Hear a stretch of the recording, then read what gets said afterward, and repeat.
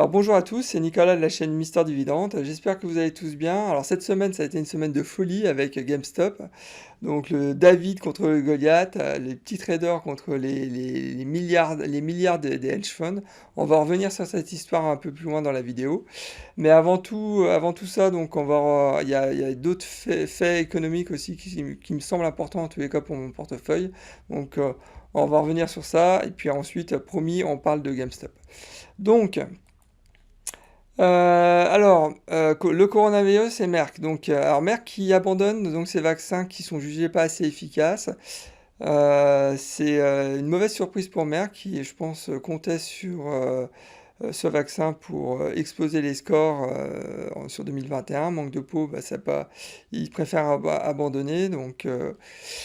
C'est pas forcément un bon point. C'est peut-être une des raisons pour laquelle actuellement on peut voir que l'action est à 77% par rapport à un fair value qui est à 100 dollars. Donc, qu'est-ce qu'on peut dire sur Merck? L'action actuellement, elle est très clairement sous-cotée. Alors, l'histoire du vaccin, ça explique peut-être en partie le titre, le cours actuel du titre, mais c'est aussi l'autre explication, c'est je pense aussi le spin-off qui a été annoncé. Donc vendre, ils vont vendre deux divisions donc fin 2021 de mémoire. Donc la division Women Health et Biosimilar. Ces deux divisions représentent à peu près 15% du chiffre d'affaires et que je pense que le marché a sanctionné cette division, c'est la raison, cette session. Et c'est la raison pour laquelle je pense aussi le cours est actuellement sous-coté. Moi, je pense qu'il y a un coup à faire. Je l'ai mis dans ma watchlist de février, on va y revenir. Mais très clairement, c'est vraiment une boîte qui crache du cash. Donc, on reviendra sur Merck en fin de vidéo. Alors ensuite, bah, IBM, donc malgré le pari sur le cloud, les revenus continuent de baisser. Bref, IBM, on va de déception en déception. Le service cloud, c'est vrai que bah, ça commence le service commence à monter en puissance. Je crois qu'ils ont fait plus 10% par rapport au trimestre dernier, mais ça compense pas les pertes qu'il peut y avoir sur les services technologiques et serveurs. Alors actuellement, c'est vrai que le rendement du dividende est à 5,48. Le cours du titre correspond à peu près au fair value, mais très clairement, je me suis positionné, je crois, à hauteur de 500 dollars sur IBM, et je vais pas me renforcer parce que ça manque, IBM manque très clairement de vision sur le long terme. Je pense que ça serait un risque d'investir davantage sur IBM. Donc, pour l'instant, je passe mon tour sur IBM, même si je surveille toujours ce titre, hein, bien évidemment. Alors ensuite, bah, Apple encore qui écrase la concurrence au quatrième trimestre, donc alors que Huawei bah, s'effondre.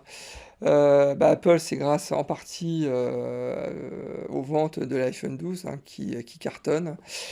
Bon, je vais pas revenir sur ce que je pense d'Apple, hein. C'est vraiment une super boîte, des produits qui sont vraiment top qualité. Ça apporte vraiment, il y a vraiment les produits Apple apportent vraiment quelque chose de plus sur le marché du portable. Mais par contre, et puis sans compter qu'Apple aussi investit énormément dans la voiture autonome, ils investissent beaucoup dans la santé, donc c'est une boîte qui voit vraiment sur les 30-40 ans, qui a vraiment une vision sur le très long terme. Donc ça correspond parfaitement au profil de l'entreprise que je recherche. Par contre, actuellement, le cours, il est vraiment trop élevé par rapport au fair value, hein, je l'ai noté. Le cours actuel est à 132 dollars, le fair value à 98. Donc, je surveille l'action, mais très clairement, je peux pas investir davantage sur Apple parce que bon, c'est beaucoup trop cher. Donc, pour le moment, je passe mon tour.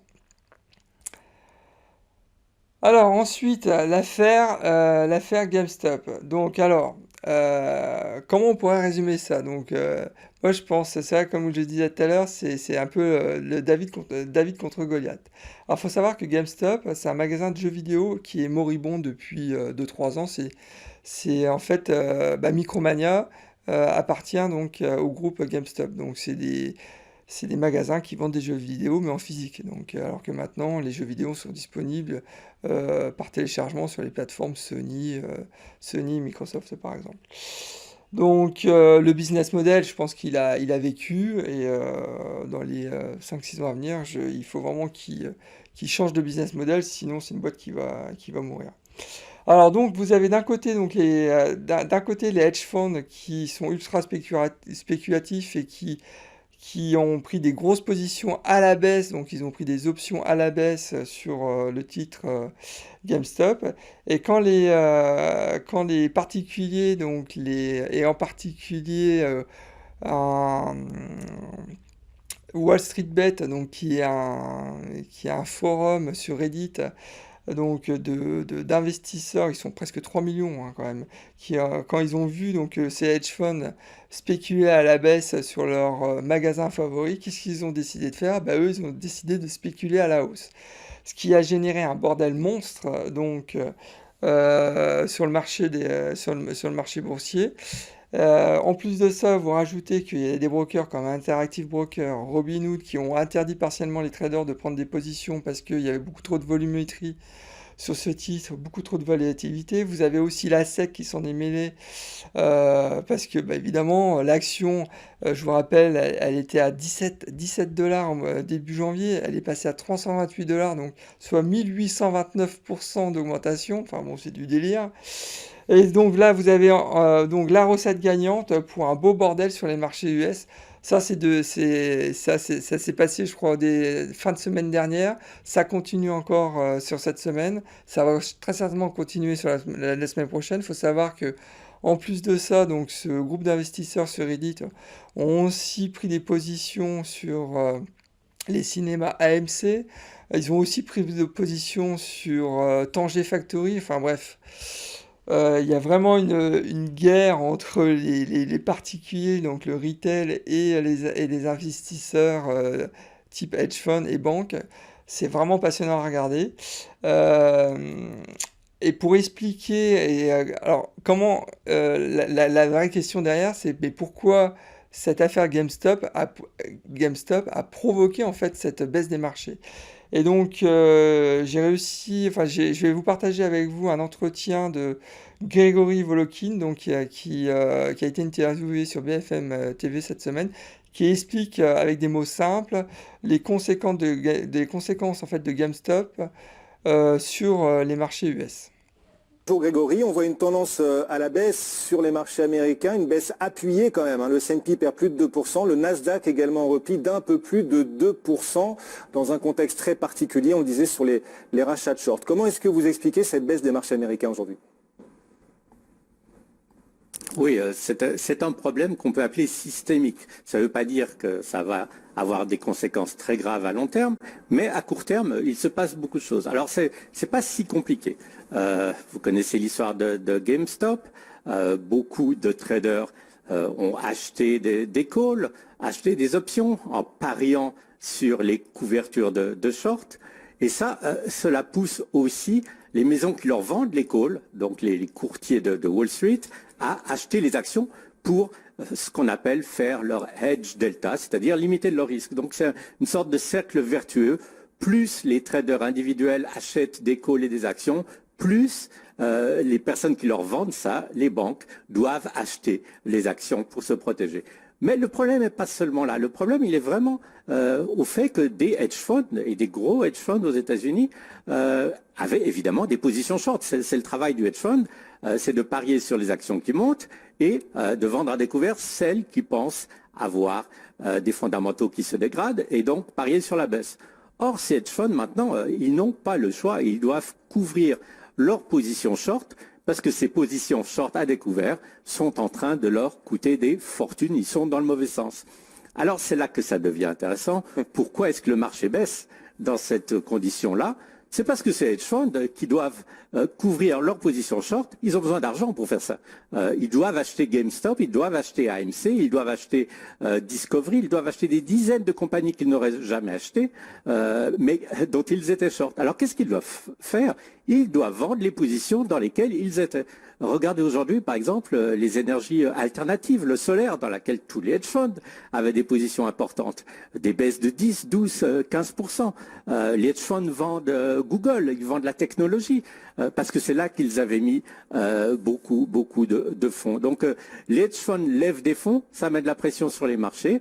Et de l'autre côté, c'est difficile de voir comment cette dynamique va s'arrêter au niveau des day traders qui, en fait, mettent très peu d'argent sur la table. Je voyais des traders qui disaient oh, on a mis 10 cents par action GameStop, l'action était à 140, on a acheté des calls 200. Résultat, ces traders gagnent des millions de dollars. Malheureusement, il va y avoir aussi beaucoup de pertes. Donc tout ça, ça a l'air compliqué, mais la dynamique, elle est simple. Les hedge funds, qui sont des gros acteurs sur les marchés, sont obligés de couvrir leurs shorts et pour acheter ces positions qu'ils doivent couvrir, comme on dit dans le jargon, ils doivent vendre leurs positions favorites. Je dirais même, ils vendent Microsoft. Les résultats de Microsoft sont tellement bons que l'action devrait être en hausse de 10% ce matin. Non, elle ne l'est pas. Donc voilà ce que, disons, cette dynamique est en train de faire au marché globalement. Oui. Ah voilà, c'est quand même dingue hein, cette explication. Vous vous rendez compte, les fonds d'investissement qui vendent du Google, du Apple, du Microsoft, juste pour avoir des liquidités et se couvrir face au risque GameStop. Enfin bon, c'est le monde est fou. Alors bien évidemment, hein, je ne vais pas investir dans GameStop, hein. Moi, je vous rappelle que c'est contre mes principes, hein. Moi, je cherche uniquement des boîtes bah, déjà qui versent des dividendes, des boîtes qui sont sur lesquelles il y a une vision sur le long terme. Donc le spéculatif, c'est vraiment pas pour moi. Donc évidemment, je passe mon tour. Alors ensuite, la revue de mon portefeuille. Alors, le portefeuille, donc il était à 86 895 dollars début janvier. Il est actuellement donc à 92 622 dollars. Il aurait pu être bien au-delà s'il n'y avait pas eu GameStop, mais bon, c'est pas trop grave. Une nouvelle fois, la valorisation de mon portefeuille, elle est vraiment pas importante. Moi, ce qui est important, si j'investis, c'est pour avoir du cash, donc du revenu passif.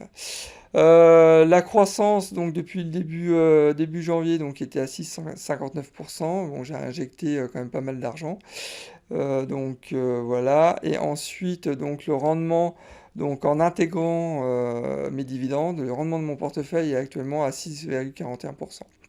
Alors les revenus passifs, donc en début janvier, mes revenus passifs étaient de 2724 dollars. Ils sont passés donc à 2924 dollars. Donc bah, j'ai une croissance de 200 dollars tout rond, soit 7,34% de hausse. Donc c'est exactement ça que je cherche. Et ça a été, bah, c'est top. J'ai 200 balles en plus en revenus passifs sur 12 mois. Donc que du bonheur. J'espère que ce février, ça sera la même chose.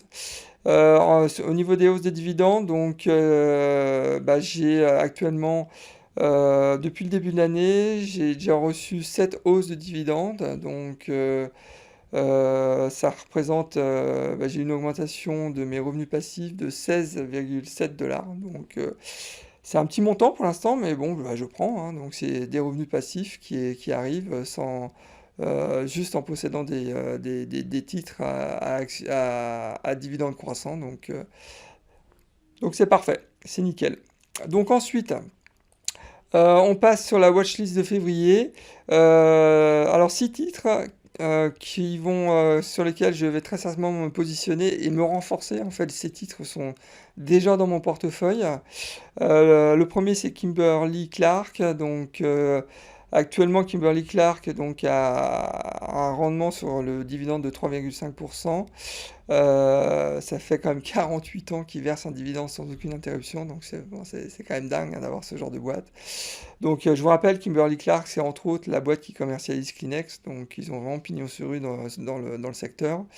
Donc vraiment une belle boîte qui crache vraiment de la thune. Donc je vais très certainement me positionner à l'achat sur février.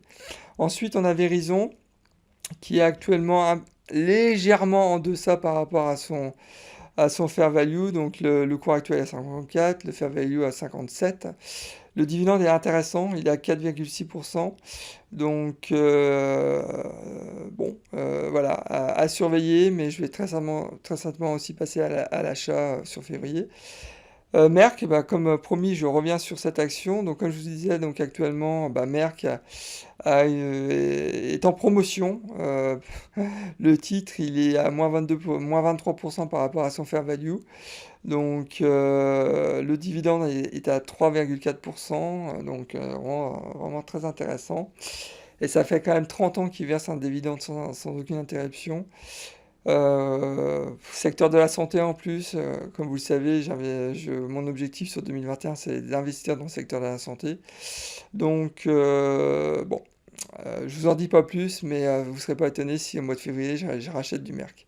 Ensuite, on a Dominion Énergie, donc, qui est une boîte qui distribue de l'électricité, mais énergie sur base d'énergie renouvelable. Donc actuellement, cette boîte, elle est à moins 10% par rapport à son fair value de Morningstar. Donc le cours, il est à 73 dollars. Le fair value est à 81 dollars.